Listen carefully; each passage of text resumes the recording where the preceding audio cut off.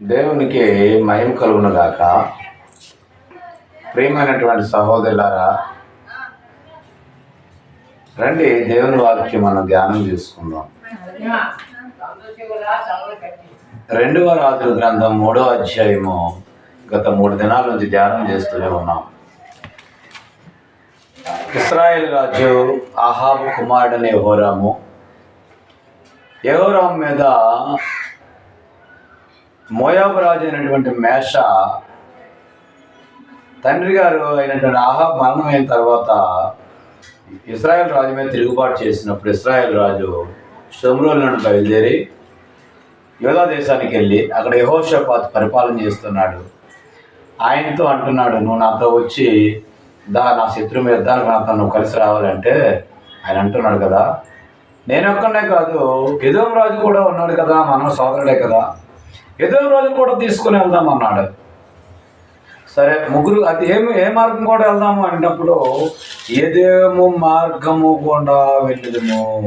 చూడండి, ఎదోము అరణ్య మార్గమున పోవదము అంటున్నాడు. ఎదోము రాజు అన్నాడు కదా, ఆయన కూడా తీసుకుని వెళ్దాం అనేసి అంటే సరే అనేసి అన్నాడు. ఇలాగంటూ ఉంటే ముగ్గురు రాజులు కూడా రథాల మీద బయలుదేరి సైన్యంతో బయలుదేరినప్పుడు 7 దినాలు చూడండి, అక్కడ 7 దినముల చుట్టూ తిరిగిన తర్వాత వారితో కూడా ఉన్న దండు వారికి పశువులకును నీళ్లు లేకపోయేను. దేవునికి స్తోత్రం కలుగును గాక. 7 రోజులు అరణ్యంలో ప్రయాణం చేశారు. వాళ్ళు మొట్టమొదటిగా అనుకున్నారు, మన దగ్గర బోల్డ్ సైన్యం ఉంది, బోల్డ్ అంత బలగం ఉంది, బోల్డ్ అంత అధికారం ఉంది, మనం పెద్ద రాజులం కదా, ముగ్గురు రాజులు ఏకమైనాం కదా, మనకి ఏటి కరువు అనుకున్నారు. అయితే 7వ రోజుకే వాళ్ళ దగ్గర ఉన్నదంతా పసరైపోయింది. దండు వారికి నీళ్ళు లేవు, పశువులకు నీళ్ళు లేవు, అక్కడ సైన్యానికి ఆహారం లేదు, తినడానికి తిండి లేదు. 7 రోజులకే మరి యుద్ధానికి వెళ్ళలేదు కాదు. మరి యుద్ధానికి వెళ్తే ఎన్ని రోజులు కాస్తుంది? ఈరోజు 2 దేశాల మీద యుద్ధం జరిగితే గొప్ప కరువు వస్తుంది, తెలిసినా మీకు? 2 దేశాల మధ్యన కరువు వస్తుంది. ఎందుకంటే యుద్ధం జరిగేట మన పాకిస్తాన్కి ఇండియాకి కరువు. యుద్ధం జరిగినప్పుడు ఇండియాలో రేట్లు పెరిగిపోయాయి, పాకిస్తాన్లో కరువు వచ్చింది. కారణం ఏంటంటే చాలా నష్టపోతారండి. సైన్యం నష్టపోతారు, ఆర్థికంగా నష్టపోతారు, మిసైల్స్ వేస్తారు, అక్కడ ఉన్నటువంటి భౌతికమైన భవనాలు కూలిపోతాయి, ఎయిర్ బేసులు కూలిపోతాయి, నేవల్ బేసులు కూలిపోతాయి. ఇవన్నింటినీ కూలిస్తుంటారు. దానివల్ల దేశానికి పన్నుల భారం ఎక్కువేసి మళ్ళా వాటిని వసూలు చేసి ఇవన్నీ కట్టుకోవాల్సిన అవసరం ఉంటుంది. అలాంటిది ముగ్గురు రాజులు ఏకమై ఇంకా యుద్ధానికి వెళ్ళలేదు, ప్రయాణంలో ఉండగానే వాళ్ళకి నీళ్ళు అయిపోయినాయంట. అయితే పశువులకు నీళ్ళు లేవు, దండువారికినో నీళ్ళు లేవు. అప్పుడు ఇశ్రాయేలు రాజు అంటున్నాడు, కటకట ముగ్గురు రాజులమైన మనలను మోయాబీయుల చేతికి అప్పగించాలని యెహోవా మనల్ని పిలిచాడు కదా. ముగ్గురు రాజులు మనం ఉన్నాం కదా, మనల్ని చంపడానికి పిలిచాడా యెహోవా? ఇప్పుడు వచ్చింది వాడికి బుద్ధి బుర్ర. అంటే అంతవరకు యెహోవా గుర్తులేదా వాడికి? ఇశ్రాయేలులో దేవుడు ఉన్నాడని గుర్తులేదా? సృష్టించిన సృష్టికర్త ఉన్నాడని గుర్తులేదా? మనిషి ఎప్పుడు వస్తాడు? తన చిట్ట చివరికి వస్తాడు. ఎప్పుడు వస్తాడో తెలుసా? అంత అయిపోయిన తర్వాత వస్తాడు. ఎందుకంటే మనిషి బలము దానము ఉన్నంత వరకు రాడు. ఈరోజు యేసు ప్రభు ఈ లోకానికి అక్కరే లేదంటారు. బైలా అని పిలుస్తూ ఉన్నారు. బయలుదేవత అన్ని ఆరాధన చేస్తూ ఉన్నారు, విగ్రహారాధన వెళ్తూ ఉన్నారు, సత్యదేవుని విడిచిపెడుతూ ఉన్నారు. ఎప్పుడు వస్తారంటే వాళ్ళ జీవితంలో డబ్బైనా పోవాలి, జాబ్ అయినా రావాలి. ఈ రెండిట్లో ఏది సంభవించినా అప్పుడు లోకం అంతా విడిచిపెడతారు. బాబు నువ్వే నాకు దిక్కు అనుకుని వస్తారు. ఆ స్థితి రాకముందే ప్రభు వారు అంటున్నారు, నీ బాధ్యతల ముందే నువ్వు రావాలంటున్నాడు ఆయన. బాధ్యతల ముందే నీ సృష్టికర్తను జ్ఞాపకం చేసుకోమంటున్నాడు.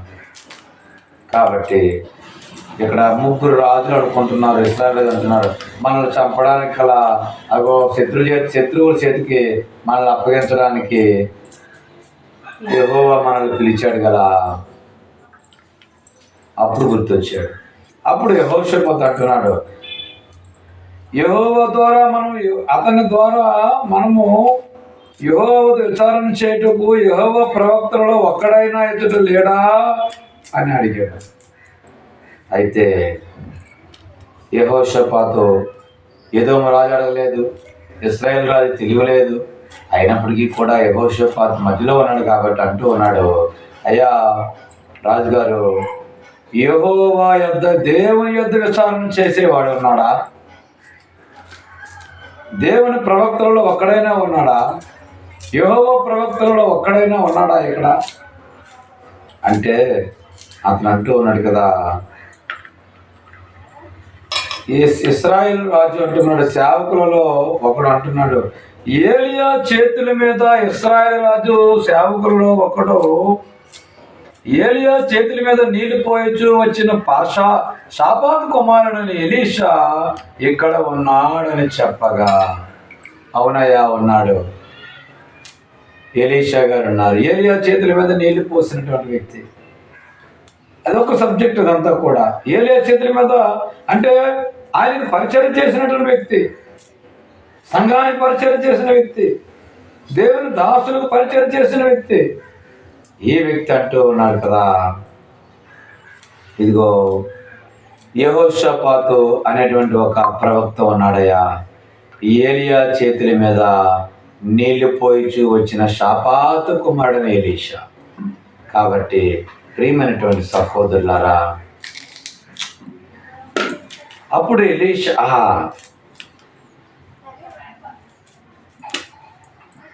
యెహోషాపాతు యెహోవా ఆజ్ఞ అతని ద్వారా మనకు దొరుకున నేను ఇశ్రాయేలు రాజునకు యెహోషాపాతును ఎదోము రాజును అతని వద్దకు పోగా అప్పుడు వెళ్ళారు.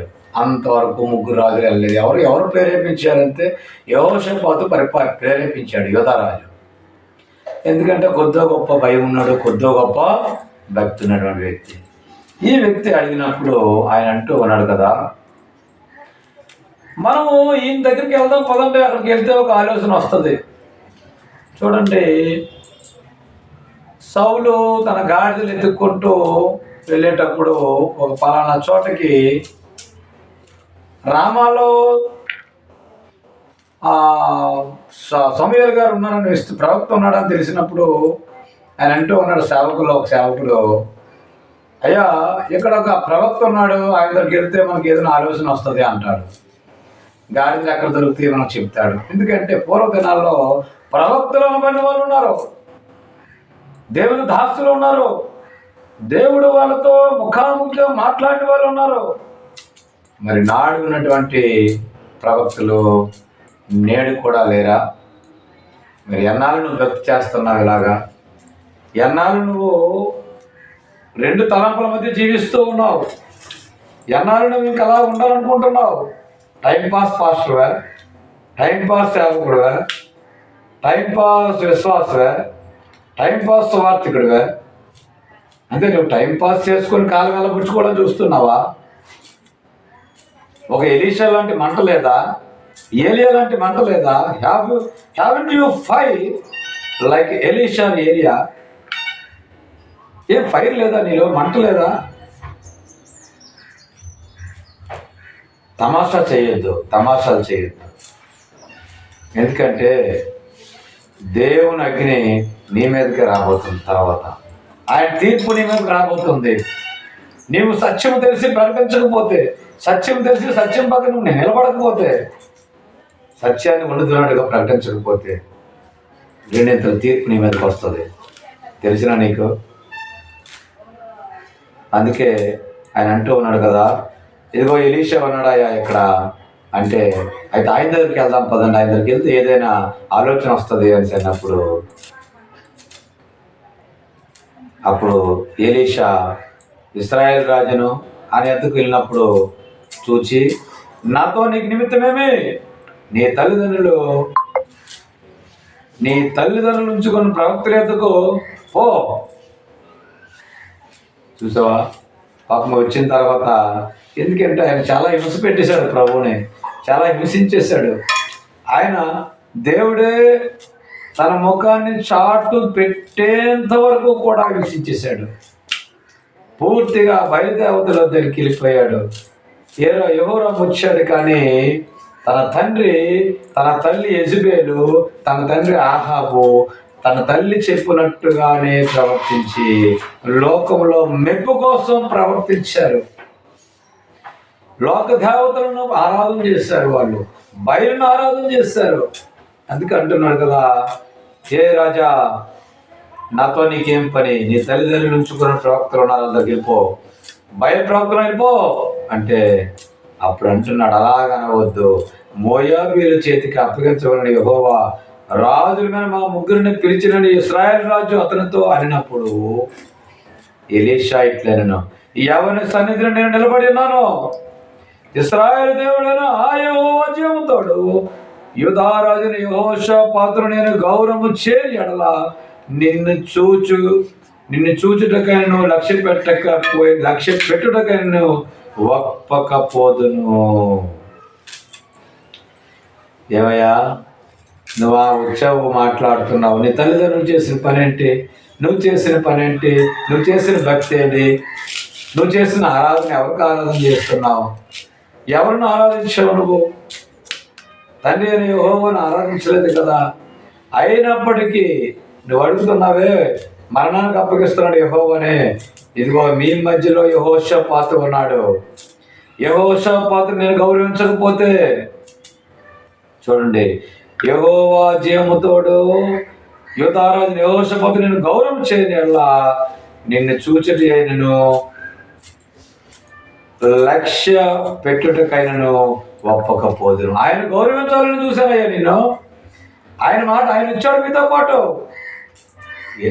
యెహోషాపాతు లాంటి వ్యక్తి నీ సంఘంలో ఉంటే, నీ గృహంలో ఉంటే, నీ గ్రామంలో ఉంటే ఒక్కడు చాలు. ఆ గ్రామ రక్షణ కొరకు, ఆ సంఘ అభివృద్ధి కొరకు, ఆ గృహంలో నెమ్మది రక్షణ కొరకు ఒక్కడుంటే చాలు. మరి నీ సంఘంలో యెహోషాపాతు ఉన్నాడా? నీ గ్రామంలో యెహోషాపాతు ఉన్నారా?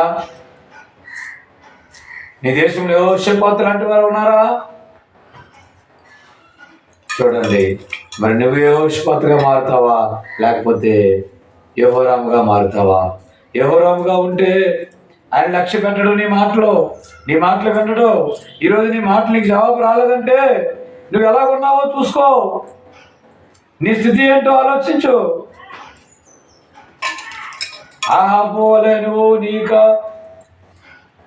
ఆహాబు కొంతమంది ప్రవక్తలను ఉన్నారు, ఆ ప్రవక్తల దగ్గరికి వెళ్ళాలనుకుంటే పో.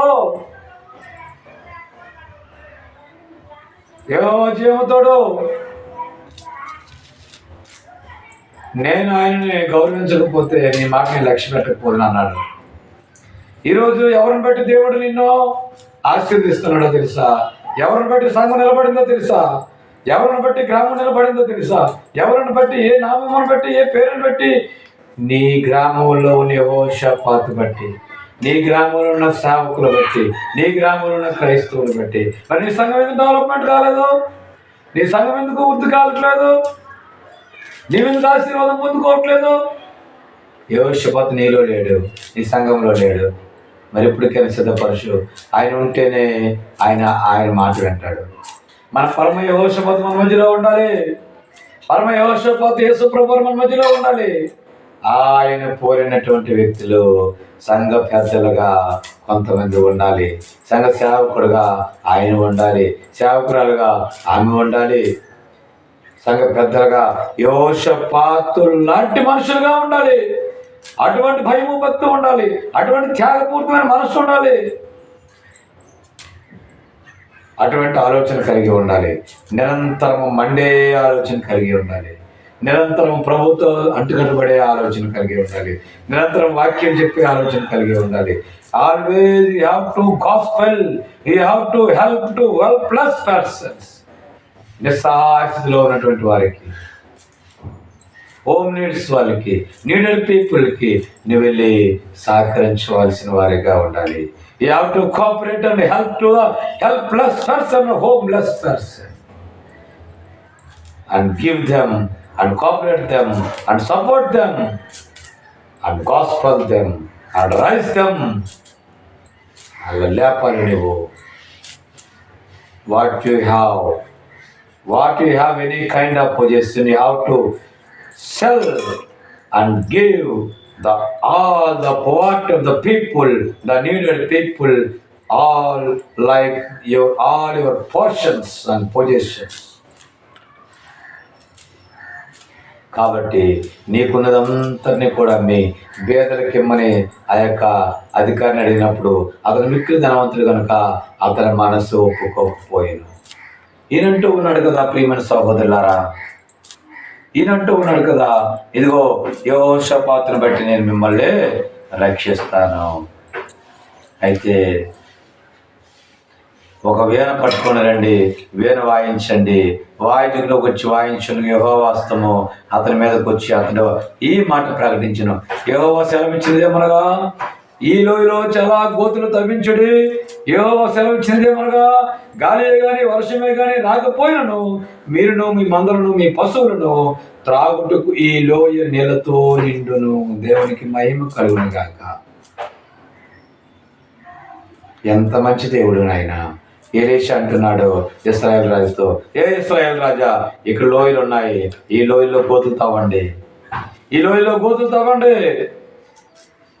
దేవుడు సెలవిస్తున్నాడు, గాలి కానీ వర్షం కానీ రాకపోయినా పర్లేదు, ఆ గోతులు నిండుతాయి. మీరు కానీ మీ మందలు కానీ మీ పశువులు కానీ తాగడానికి నీళ్ళు లోయలో నిండుతాయి అని చెప్పిన మాట వినండి. రాతి బాణంలో నీళ్లు నింపమన్నాడు యేసయ్య కానా వివాహములు. అంతే, ఆయన చెప్పినట్టు చేయమన్నది తల్లి. అలా చేశారు ఆ యొక్క పనివారు, కానా విందుల పనివారు. చేసినప్పుడు ఆ నీరు ద్రాక్షరసంగా మారలేదా? మరి ఇక్కడ గోతులు తవ్వండి అంటున్నాడు. గోతులు తవ్వండి. ఏంటో గోతులు? ఏం గోతులు తవ్వాలి? నీ జీవితంలో దేవుని వాక్యాన్ని హృదయంలో దాచుకోవాలంటే హృదయం ఖాళీ చేసుకోవాలి. నువ్వు ఇప్పుడు దాని గుంటలో మట్టి తీస్తావు, ఖాళీ ఏర్పడుతుంది. ఆ ఖాళీలో దేవుడు జీవజలాలు పోస్తాడు. ఒక వ్యక్తి అంట తన హృదయం అంతా శుద్ధి చేసుకున్న తర్వాత హ్యాపీగా ఉన్నాడు అనుకున్నాడు. కానీ ఆయన నుంచి వెళ్ళిపోయినట్టండి మరి 7 దెయ్యాలను ఎంత పెట్టుకుని వచ్చి ఈ ఇల్లు బాగుందనుకొని ఆ ఇంట్లో నివాసం చేయడానికి ఉన్నప్పుడు ఆయన యొక్క మొదటి స్థితి కంటే కడపటి స్థితి మరింత చెడ్డదిగా ఉండేను. కాబట్టి నువ్వు గోతులతో ఎందుకో తెలుసా? ప్రభువు నింపడానికి, వాక్యంతో నింపడానికి. నీ హృదయాన్ని ఖాళీ చేసుకో, అదే నీ గొయ్యి. నీకును, నీ పని వారికి, నీ గృహానికి, నీ ఇంటి వారికి, నీ బంధువులకు, నీ శత్రువులకి, నీ యొక్క స్నేహితులకిను, నీ ఇరువురి వారికిను, నీ సంఘానికిను, నీ సేవకులకిను, అందరికీ కూడా దేవుడు సెలవిస్తూ ఉన్నాడు. మీ హృదయంలో ఖాళీ చేయండి. మీ హృదయములను గొయ్యలు తవ్వండి, గోతులు తవ్వండి. తొలగించండి, మట్టిని తీసివేయండి, వేస్ట్ని తీసివేయండి, మంచి ఖాళీ చేయండి. దేవుని వాక్యంతో నింపండి. అప్పుడు మీ మందరు నీళ్ళు తాగుటకు ఇక్కడ వర్షంతో పని లేదు, పంటలతో పని లేదు, గాలితో పని లేదు. దేవుడు ఈ లోయను నీళ్లతో నింపుతాడు. ఇది యెహోవా దృష్టికి అల్పమే. ఆయన మోయాబీలు మీ చేతికి అప్పగించును. చూసారా, ఇది చాలా సింపుల్ అయ్యా. శత్రువుని చేతికి అప్పగిస్తాడు. పోగొట్టుకుని దాన్ని పొందుకుంటావు. ఆత్మను పోగొట్టుకున్నావా, ఫిజికల్గా పోగొట్టుకున్నావా, భౌతికంగా పోగొట్టుకున్నావా, ఆత్మీయంగా పోగొట్టుకున్నావా సహోదరి, పోగొట్టుకున్న దాన్ని తిరిగి పొందుకుంటావు. ఆయన అంటూ ఉన్నాడు, మోయాబీలను మీ చేతికి అప్పగిస్తాడు. ప్రతి పట్టణము కొల్లబెట్టి ఆయన అంటున్నాడు, మీరు ప్రాకారం గల ప్రతి పట్టణమును, రమ్యను ప్రతి పట్టణమును కొల్లబెట్టి మంచి చెట్లలో నరికి నీళ్ళు బావులన్నిటినీ పూడ్చి సమస్తమైన మంచి భూములను రాళ్లతో నరికివేయదు అని దేవుడు సెలవిచ్చేశాడు. ఆన్సర్ వచ్చేసింది యెహోషాపాతు ద్వారా ఇశ్రాయేల్ రాజుకి. ఆ యొక్క ఎలీషా ద్వారా ఈ సంతోషంతో ఉన్నారు. మీకు విజయం వస్తుంది అన్నాడు. ఉదయం నైవేద్యం అర్పించారు. సమయం అర్పించిన సమయం ముందు ఈ నీళ్ళు ఏదో మార్గంలో రాగా దేశం నీళ్ళతో నిండిపోతుంది.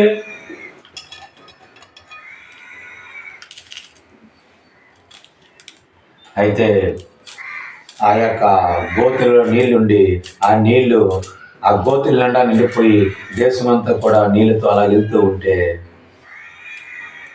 వాళ్ళు మోయాబీ రాజులు అనుకుంటే ఎదోము మార్గం రాగా తమతో యుద్ధం చేయటకు రాజులు వచ్చి ఉన్నారని మోయాబీలు విని అల్పులేమి గనులేమి ఆయుధములు ధరించుకోగల వారందరినీ సమకూర్చుకున్న దేశపు సరిహద్దులందు నిలిచింది.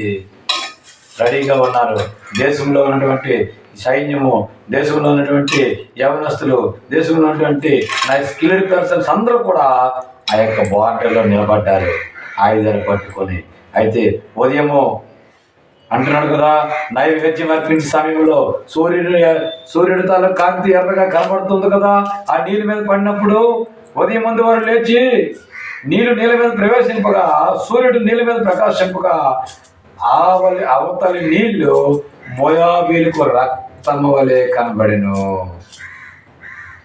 చూడండి, దేవుడు ఆనాడు కార్యం చేశాడు. ఈరోజు శత్రువు కళ్ళ కప్పేవాడైనా, శత్రువుల మధ్య ఒక ఆత్మను పంపించి వాళ్ళని హతమార్చేవాడైనా, నీ చేతికి మట్టి అంటకుండా చేసేవాడైనా, నీ చేతికి కేసు లేకుండా చేసేవాడైనా, నువ్వు కేవలము ఎలీషా దగ్గరికి వెళ్ళి అడుగు.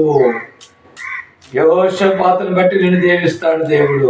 యెహోషాపాతుని బట్టి నీ శత్రువుని అప్పగిస్తాడు దేవుడు. వాళ్ళు అనుకుంటున్నారు మోయాబీలు, అయ్యా ముగ్గురు రాజులు, అది రక్తం వచ్చేస్తుంది, ఒకరికొకరు చనిపోయారు, హతము చేసుకుని చనిపోయారు అని అనుకున్నారు. అప్పుడు మోయాబీలు అనుకుంటున్నారు, రండి అక్కడ సొమ్మంతా పట్టుకెళ్ళిపోతాం రండి అనేటప్పుడు ఇశ్రాయేలు వారు వెంటనే లేచి వారిని హతము చేయించుండిరి. చూసారా ప్రియమైన సహోదరులారా, శత్రువులందరినీ కూడా దేవుడు అప్పగించాడు. ఈరోజు నీకు విజయాన్ని నీకు అప్పగిస్తాడు, అపజయాన్ని నీ చేతులకు అప్పగించి తొలగించేస్తాడు, లేకుండా చేస్తాడు. నీ చేతికి విజయాన్ని ఇస్తాడు దేవుడు. నువ్వెవరి దగ్గర విచారణ చేయాలో తెలుసా? జీవము కలిగిన నా యేసయ్యా,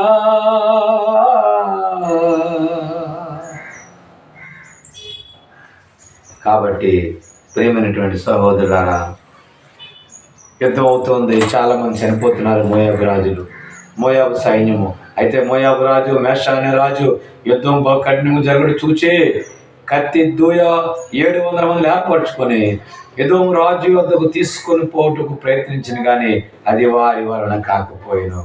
ఎందుకంటే అప్పుడు తమకు మారుగా ఏలవలసిన తన జ్యేష్ఠ కుమారుడు తీసుకొని పట్టణ ప్రాకారం మీద దహన బలిగా అర్పింపుగా ఇశ్రాయేలు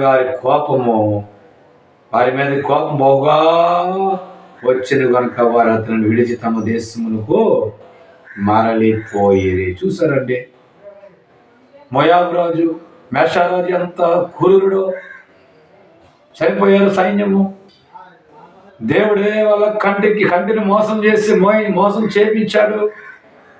ఈరోజు నువ్వు అనుకుంటున్నావేమో నీ శత్రువు నీ మీద విజయం రాకుండా వాడి కంటికి నిన్ను ఒక బలమైన వ్యక్తిగా చూపిస్తూ ఉంటాడు. నువ్వు ఒక శక్తివంతమైన వ్యక్తిగా నిన్ను చూపిస్తాడు వాడికి.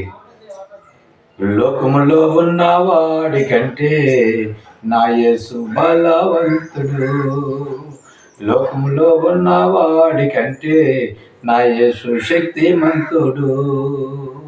కాబట్టి ఎదోము రాజు యొద్దకు అయితే వచ్చినప్పటికీ కూడా వాళ్ళెవరూ కూడా ఆయన ఎదుటి నిలబడలేకపోయారు.